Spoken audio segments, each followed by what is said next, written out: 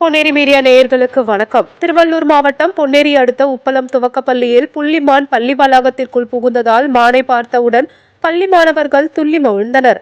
அப்பகுதி மக்கள் புள்ளிமான் பார்ப்பதற்கு குவிந்ததால் வண்டலூர் ஜூவாக மாறிய பள்ளி. திருவள்ளூர் மாவட்டம் பொன்னேரி அடுத்த காட்டாவூர் மெதூர் ஏரியில் 50க்கும் மேற்பட்ட புள்ளிமான்கள் ஏரியில் உள்ளன.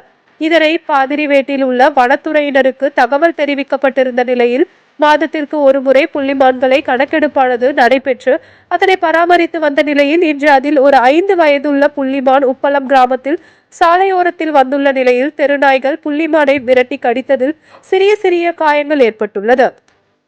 அந்த புள்ளிமான் அரசு துவக்க பள்ளிக்குள் நுழைந்தது.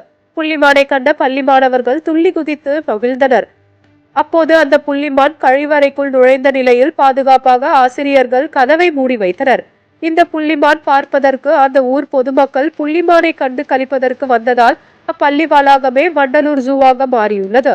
புள்ளிமானை பாதுகாத்த பள்ளி ஆசிரியர்கள் மற்றும் ஊர் பொதுமக்கள் வனத்துறையினருக்கு தகவல் தெரிவித்தும் சுமார் 2 மணி நேரமாகியும் வராததால் பள்ளி வளாகத்தில் துள்ளி குதித்து ஊருக்குள் புகுந்துள்ளது.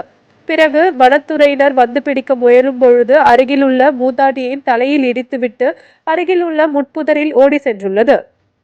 அந்த புள்ளிமானுக்கு முதலுதவி தேவை என்பது குறிப்பிடத்தக்கது. PM செய்திகளுக்காக தலைமை செய்தியாளர் DJ கார்த்திக்.